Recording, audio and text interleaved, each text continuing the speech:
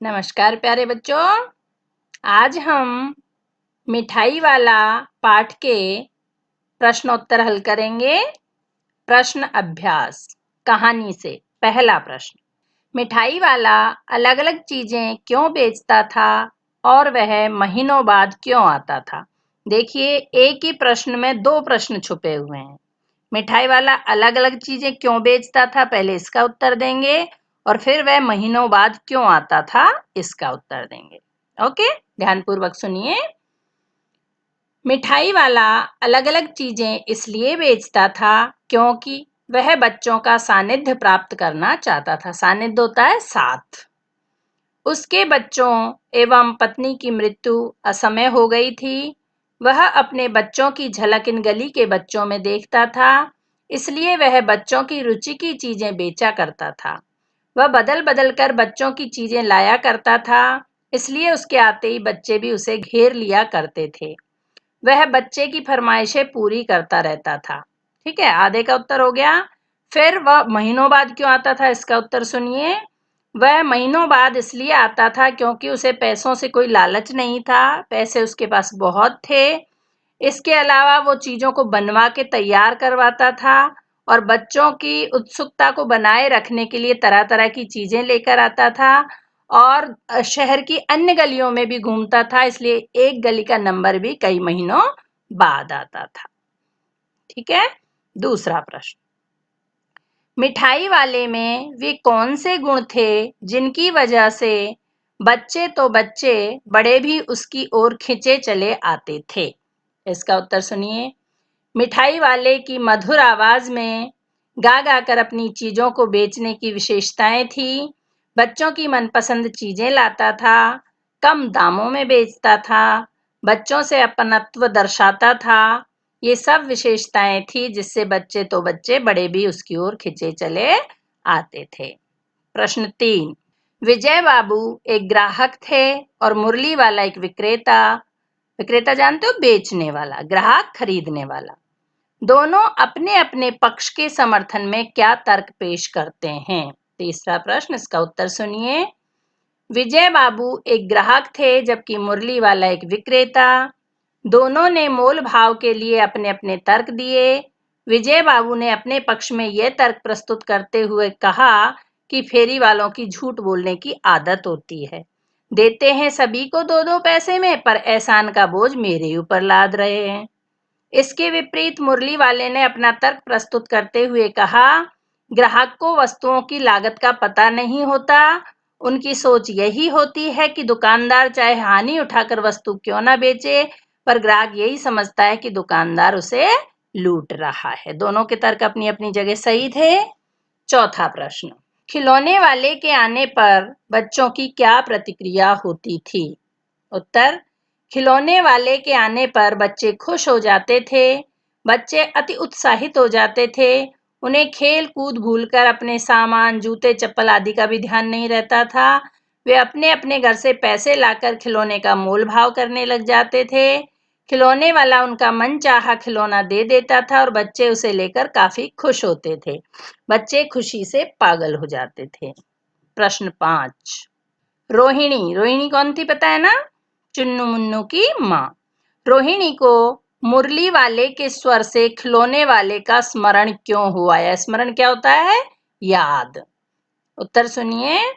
रोहिणी को मुरली वाले के स्वर से खिलौने वाले की याद इसलिए हो आई क्योंकि खिलौने वाले की तरह ही इसकी आवाज भी मधुर थी और जानी पहचानी थी। खिलौने वाला भी इसी प्रकार मधुर स्वर से गाकर खिलौना बेचा करता था। मुरली वाला ठीक उसी तरह ही मीठे स्वर में गाकर मुरलियां बेचा करता है। नेक्स्ट प्रश्न, छठा, किसकी बात सुनकर मिठाई वाला भावुक हो गया था? उसने इन व्यवसायों को अपनाने का क्या कारण बताया? ये कहानी के अंत में आया था, आपको ध्यान हो तो। भावुक हो गया था मतलब उसकी आंखें भर आई थी, है ना? दिल भर आया, उसकी बीवी बच्चों के खो जाने का गम उसके चेहरे से दिख रहा था। और उसने ये व्यवसाय क्यों अपनाया, बच्चों को खिलौने बेचने वाला या कुछ चीजें बेचने वाला, इसका भी कारण उसने बताया था, है ना? ये छठा प्रश्न है। उत्तर सुनिए। रोहिणी की बात सुनकर मिठाई वाला भावुक हो गया था इस पर उसने भावुक होकर बताया कि मैं भी अपने नगर का एक प्रतिष्ठित व्यापारी था। मकान, व्यवसाय, गाड़ी घोड़े, नौकर चाकर सभी कुछ थे। मेरा वह सोने का संसार था। उसके पास सुख के सभी साधन थे। स्त्री और छोटे बच्चे भी थे। ईश्वर की लीला सभी को ले गई। उसने इन व्यवसाय को अपनाने के कारण बताए। क्या बताए? मैं इस व्यवसाय के माध्यम से अपने खोए बच्चों को खोजने निकला हूँ। इन हंसते कूदते उछलते ठिलाते बच्चों में अपने बच्चों की झलक देख लेता हूँ। इन वस्तुओं को बच्चों में बेचकर संतोष का अनुभव करता हूँ। बच्चों के चेहरे की खुशी देखकर मुझे असीम सुख मिलता है। ये कारण। 7वां प्रश्न। अब इस बार ये पैसे ना लूंगा। कहानी के अंत में मिठाई वाले ने ऐसा क्यों कहा? ये प्रश्न मैंने जब पाठ पढ़ाया उस दिन भी आपसे पूछा, तो आप तैयार होंगे इसके उत्तर के लिए। आप तो लिख चुके होंगे। अब सुनिए उत्तर। मिठाई वाले के जीवन का रहस्य कोई नहीं जानता था, लेकिन जब उसने अपने जीवन की सारी गाथा दादी और रोहिणी को बताई, उसी समय रोहिणी के छोटे छोटे बच्चे चुन्नू मुन्नू आकर मिठाई मांगने लगते हैं। वह दोनों को मिठाई से भरी एक एक पुड़िया देता है। रोहिणी पैसे देती है तो उसका यह कहना, अब इस बार ये पैसे ना लूंगा, इस बात को दर्शाता है कि उसका मन भर आया। ये बच्चे उसे अपने बच्चे लगे। इससे पहले उसने अपने दिल का दुख किसी को ही नहीं सुनाया था। इस बार सुनाया तो इस परिवार को वो अपना परिवार मान रहा होगा। 8वां प्रश्न। इस कहानी में रोहिणी चिक के पीछे से बात करती है। चिक क्या बताया मैंने? पर्दा। क्या आज भी औरतें चिक के पीछे से बात करती हैं? यदि करती हैं तो क्यों? आपकी राय में क्या यह है सही है? ये प्रश्न आपको अपने माता पिता से पूछकर डिस्कस करके और फिर देना है। आप भी सोचना और पेरेंट्स से पूछना और डिस्कस करने के बाद आपको इसका उत्तर खुद लिखना है। अब कहानी से आगे के देखिए। मिठाई वाले के परिवार के साथ क्या हुआ होगा? काल्पनिक है पूरा उत्तर। कल्पना से सोचना है, पाठ में नहीं दिया हुआ है। सोचिए और इस आधार पर एक और कहानी बनाइए। आप अपने मन से सोचेंगे कि उसके परिवार के साथ क्या हुआ और उसकी स्टोरी बना करके आपको लिखनी है। हाट, मेले, शादी आदि आयोजनों में कौन कौन सी चीजें आपको सबसे ज्यादा आकर्षित करती हैं? उनको सजाने बनाने में किसका हाथ होगा? उन चेहरों के बारे में लिखिए, छोड़ दीजिए। इस कहानी में मिठाई वाला दूसरों को प्यार और खुशी देकर अपना दुख कम करता है। इस मिजाज की और कहानियां कविताएं ढूंढिए और पढ़िए। ये पढ़ने के लिए है तो आप पढ़ लेंगे। ठीक है, तो कहानी से आगे का पहला प्रश्न करना है और ऊपर वाले में एक यदि आप कर चुके तो 7 प्रश्न करेंगे। यदि अभी तक नहीं किया था वो प्रश्न तो 8 प्रश्न करेंगे। इसके बाद देखिए अनुमान और कल्पना। आपकी गलियों में कई अजनबी फेरी वाले आते होंगे।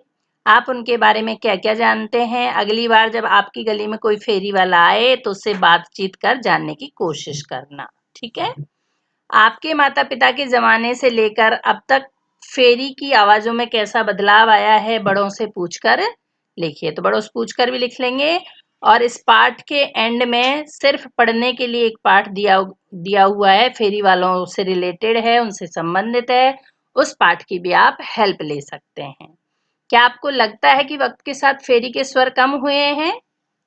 लगता है, क्योंकि आजकल ऑनलाइन का जमाना है। आप वो सारी चीजें मॉल्स वगैरह खुल गई है। अपने शब्दों में आपको इसका कारण लिखना है, सोचकर बताना है कि फेरी वालों के स्वर में कमी क्यों आई, यानी फेरी वाले कम क्यों हो गए हैं। अब देखिए भाषा की बात। मिठाई वाला, बोलने वाली गुड़िया, ऊपर वाला का प्रयोग हुआ है। मिठाई वाला यहाँ वाला आ गया, बोलने वाली यहाँ वाली आ गया। ठीक है। अब बताइए कि वाला से पहले आने वाले शब्द संज्ञा, सर्वनाम, विशेषण आदि में से क्या है? तो आपको क्या लग रहा है बताइए? मिठाई वाला के आगे जो मिठाई लगी है वो क्या है? संज्ञा है। और यहाँ जो वाली लगा है उससे पहले बोलने बोलने लिखा हुआ है तो ये क्या है? क्रिया है। ये संज्ञा है और ये क्रिया है। ऊपर लिखिए वाक्यांशों में उनका क्या प्रयोग है। मिठाई वाला शब्द विशेषण है, जबकि बोलने वाली गुड़िया में गुड़िया संज्ञा है, जबकि बोलने वाला शब्द विशेषण है जो गुड़िया की विशेषता बता रहा है। यहाँ तो मिठाई वाला के साथ जो प्रयोग हुआ है वो पूरा शब्द ही विशेषण है। ठीक है। और यहाँ ये बोलने वाली जो शब्द है ये गुड़िया की विशेषता बता रहा है, यानी गुड़िया इसमें विशेष है और बोलने वाली इसका विशेषण है। ओके, दूसरा प्रश्न, अच्छा मुझे ज्यादा वक्त नहीं, जल्दी से 2 ठो निकाल दो। उपर्युक्त वाक्य में ठो के प्रयोग की ओर ध्यान दीजिए। पूर्वी उत्तर प्रदेश और बिहार की भाषाओं में इस शब्द का प्रयोग संख्यावाची शब्द के साथ होता है, जैसे भोजपुरी में 1 ठो लइका, 4 ठे आलू, 3 ठे बटुली। ऐसे शब्दों का प्रयोग भारत की कई अन्य भाषाओं बोलियों में भी होता है। कक्षा में पता कीजिए कि किस किस की भाषा बोली में ऐसा है। इस पर सामूहिक बातचीत करनी है, यानी कॉपी में कुछ नहीं लिखना है। तीसरा प्रश्न, वे भी जान पड़ता है पार्क में खेलने निकल गए हैं। क्यों भाई, किस तरह देते हो मुरली? दादी, चुन्नू मुन्नू के लिए मिठाई लेनी है, जरा कमरे में चलकर ठहराओ। भाषा के ये प्रयोग आजकल पढ़ने सुनने में नहीं आते हैं। आप ये बातें कैसे कहेंगे? यदि यही वाक्य आपको कहने पड़े तो आप कैसे कहेंगे इनको? पहला वाक्य है उसको क्या कहेंगे? लगता है वे भी पार्क में खेलने निकल गए हैं। ठीक है, यहाँ वे भी जान पड़ता है बाद में है, तो हम क्या लिखेंगे इसको? लगता है वे भी पार्क में खेलने निकल गए हैं। दूसरा वाक्य, क्यों भाई, किस तरह देते हो मुरली? तो क्या पूछेंगे? प्रश्न के रूप में है, ये तो प्रश्न है, तो प्रश्न के रूप में क्या पूछेंगे? भैया इस मुरली का मूल्य क्या है, या भैया ये मुरली कितने में दी है। तीसरा वाक्य, दादी चुन्नू मुन्नू के लिए मिठाई लेनी है, जरा कमरे में चलकर ठहराओ। तो क्या कहेंगे इसको? दादी चुन्नू मुन्नू के लिए मिठाई लेनी है, जरा जाकर उसे कमरे में बिठाओ। ठीक है, ये पाठ समाप्त हुआ।